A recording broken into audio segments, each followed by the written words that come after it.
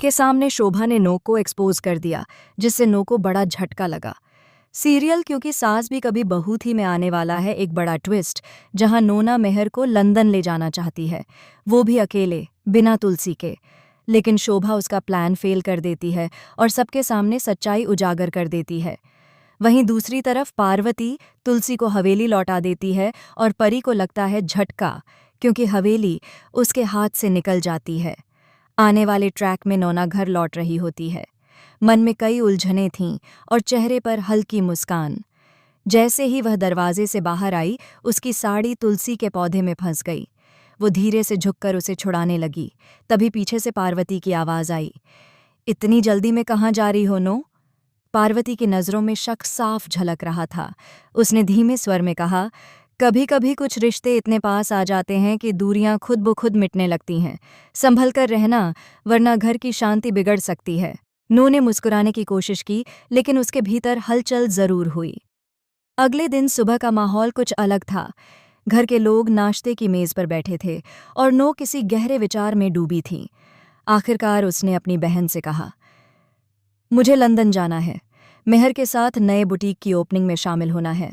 हम दोनों साथ रहेंगे और तुलसी वहां नहीं होगी। लंदन में मेरे और मेहर के बीच कोई नहीं रहेगा। दन्ने चीने की नई टामने देती हैं। नो की आंखों में उत्साह की चमक थी, मानो उसने कोई बड़ी मंजिल पाली हो। लेकिन यहीं उसे लगने वाला था बड़ा झटका। उसी समय शोभा ने उनकी बातचीत सुनी और उसके मन में चिंता घर कर गई। उसे महसूस हुआ कि अगर पापा अकेले लंदन गए तो माहौल कुछ अलग हो सकता है। उसने तुरंत फैसला किया कि मम्मी को भी साथ भेजना चाहिए।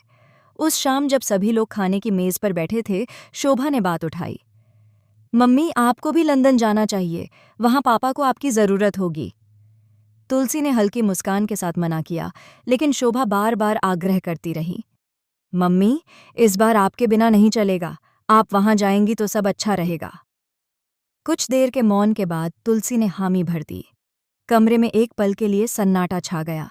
मेहर ने उसकी ओर देखा और मुस्कुराया, अच्छा हुआ तुमने मान लिया तुलसी, तुम्हारे बिना मैं वहां अधूरा महसूस करता। शोभा को राहत मिली, लेकिन नो के चेहरे की मुस्कान धीरे धीरे गायब हो गई। उसकी आंखों में हल्की निराशा और हताशा तैर रही थी। रात को जब सब सो गए, नो बालकनी में अकेली बैठी थी। हवा में ठंडक थी, पर उसके भीतर बेचैनी थी। उसे एहसास हुआ कि उसकी योजनाएं एक पल में बिखर गई हैं। उसने आसमान की ओर देखा और खुद से कहा, शायद किस्मत मेरे साथ नहीं है, पर मैं हार नहीं मानूंगी। वह धीरे से अपनी साड़ी का पल्लू संभालती हुई भीतर चली गई, एक नए दिन की शुरुआत के लिए, जो शायद उसके लिए कुछ नया लिखने वाला था। अगले दिन का एपिसोड भावनाओं, रिश्तों और पुराने वादों से भरा हुआ था। सुबह का समय था और शांति निकेतन में हलचल थी। तुलसी मुस्कुराते हुए घर की सजावट देख रही थी। फूलों की मालाएं, मोमबत्तियों की खुशबू और टेबल पर रखा सुंदर केक। आज ओम और पार्वती की शादी की 36वीं सालगिरह थी और तुलसी ने उनके लिए प्यारा सा सरप्राइज तैयार किया था। जैसे ही ओम और पार्वती हॉल में आए, सबने ताली बजाई। तुलसी आगे बढ़कर बोली, आज का दिन बहुत खास है, इसलिए यह छोटा सा सरप्राइज आपकी खुशियों के नाम। पार्वती भावुक हो गईं और ओम मुस्कुराते हुए बोले, तुम्हारे बिना यह घर अधूरा है। सबने मिलकर केक काटने की तैयारी की, लेकिन तभी मेहर ने कहा, एक मिनट पापा मम्मी, पहले मुझे एक ज़रूरी बात कहनी है। सब चौंक गए। माहौल अचानक गंभीर हो गया। मेहर बोला, मैं आपसे उस प्रॉपर्टी के बारे में बात करना चाहता हूं जो पार्थ के नाम पर है। मुझे उसकी कीमत जाननी है। पार्वती ने मेहर की ओर देखा, फिर ओम की तरफ मुड़ी।